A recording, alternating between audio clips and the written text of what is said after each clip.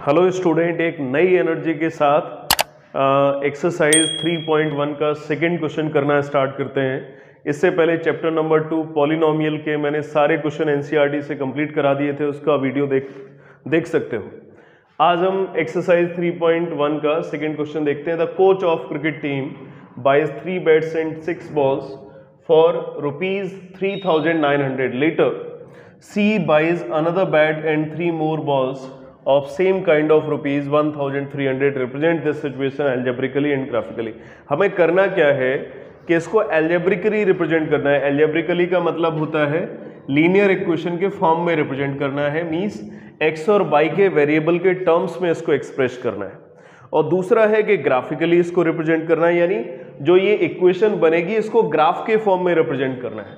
तो सबसे पहले हमें कंसीडर करना पड़ेगा, क्योंकि ये बैट्स हैं और वो इक्वल कैसे हो सकते हैं रुपी के, तो हमें रुपी के लिए कंडीशन बनानी पड़ेगी। Let cost of one bat का कॉस्ट सपोज कर लिया x रुपीज है और 1 बॉल का कॉस्ट सपोज कर लिया y रुपीज।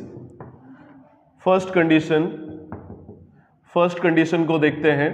फर्स्ट कंडीशन में देखो बोला है कि 3 बैट्स है, एक बैट का कॉस्ट मैंने सपोज किया x रुपीज, तो 3 बैट का कितना होगा 3x हो जाएगा।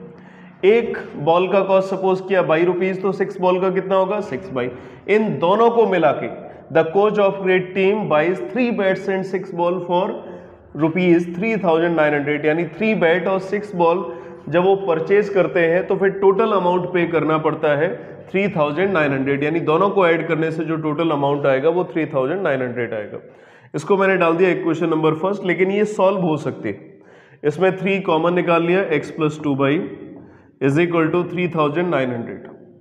ये 3 से कैंसिल हो गया, 3 × 1 = 3, 3 × 3 = 9, then x + 2y is equal to 1,300। This is equation number first.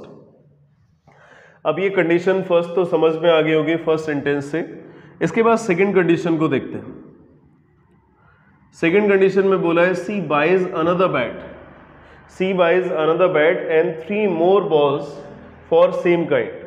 तो उसने एक और बैट को परचेज किया, एक बैट को परचेज किया, और एक बैट को परचेज किया तो एक बैट का कॉस्ट क्वेश्चन के अकॉर्डिंग x रुपीज था, या मैंने जो एज्यूम किया वो x रुपीज था। और उसके बाद उसने 3 बॉल को और परचेज किया, एक बॉल का कॉस्ट y रुपीज था, तो 3 बॉल का कॉस्ट हो जाएगा 3y। तो ऐसे टोटल कॉस्ट हो जाता है 1,300। ठीक है, क्लियर हो गया होगा। ये तो हो गया इसका एल्जेब्रिकली रिप्रेजेंटेशन। अब इसके बाद इसी का ग्राफिकली रिप्रेजेंटेशन करेंगे, तो उसके लिए सबसे पहले दोनों का अलग अलग हमें टेबल बनाना पड़ेगा। तो टेबल पहले फर्स्ट इक्वेशन का बना लेते हैं, टेबल से फिर ग्राफ को ड्रॉ करेंगे। इक्वेशन फर्स्ट को लिया x + 2y is equal to 1300, then x is equal to 1300 - 2y। तो y की वैल्यू पहले हम पुट कर लेते हैं। y की वैल्यू को यहाँ पे ले लिया मैंने, y is equal to suppose किया 300, तो x हमें कितना मिलेगा 1300 - 600, तो वैल्यू आ जाएगी 700। ठीक है, 1300 - 600 वैल्यू 700। एक और पॉइंट ले लिया, तो इस पॉइंट को हम लिख लेते हैं 700, 300। और सेकेंड पॉइंट को चेक किया, y इज इक्वल टू 500 को लिया, तो y अगर 500 आएगा तो x की वैल्यू 300 आ जाएगी, तो पॉइंट आएगा 300, 500। ये सेकेंड पॉइंट आ गया।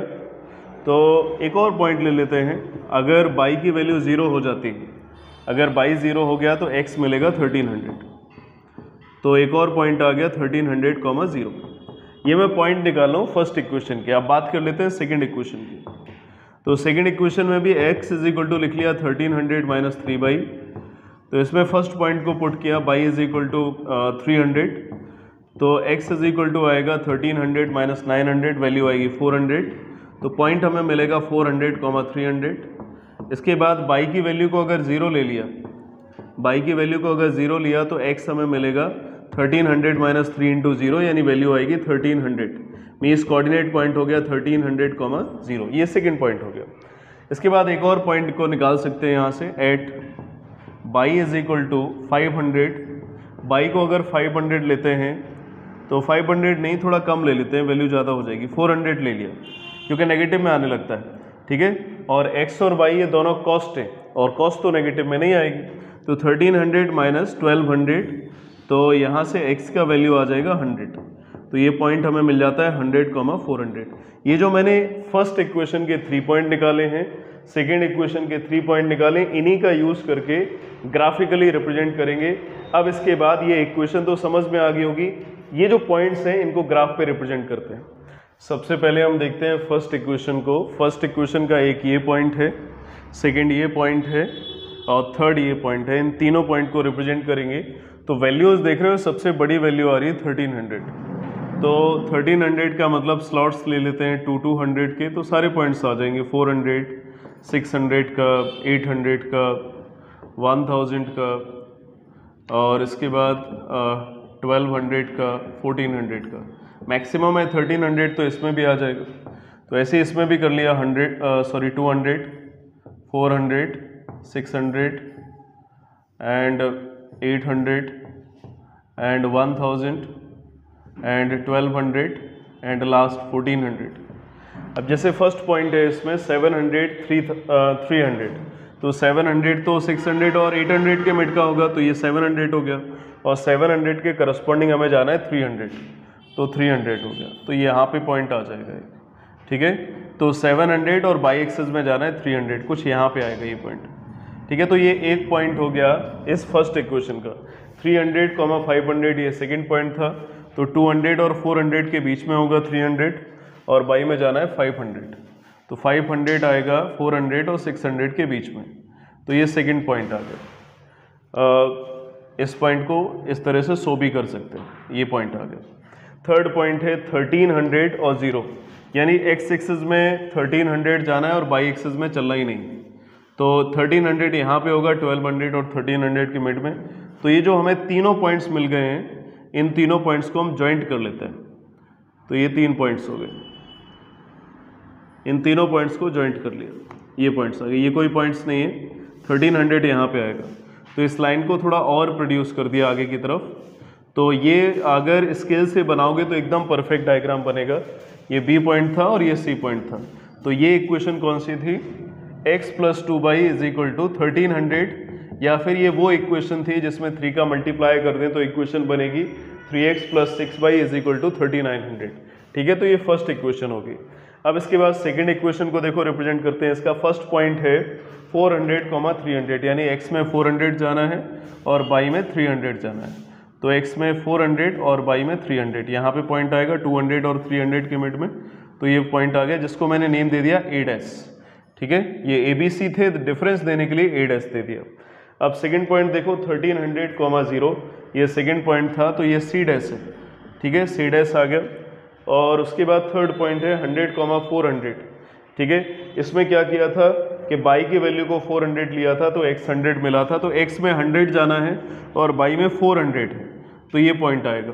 तो इसके बाद ये जो तीनों पॉइंट्स आते हैं इनको अगेन जॉइंट कर लेते हैं। तो ये तीनों पॉइंट्स आ गए, तो इन तीनों पॉइंट्स को जॉइंट कर लिया।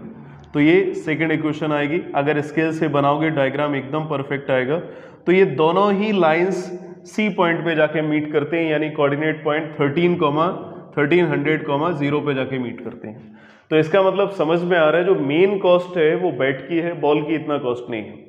तो डायग्राम मुझे लग रहा है समझ में आ गया होगा। जो पहले एल्जेब्रिकली सिचुएशन बनाया था वो लीनियर इक्वेशन थी। फर्स्ट इक्वेशन उसमें आई थी x + 2y = 1300, और सेकंड इक्वेशन आई थी x + 3y = 1300।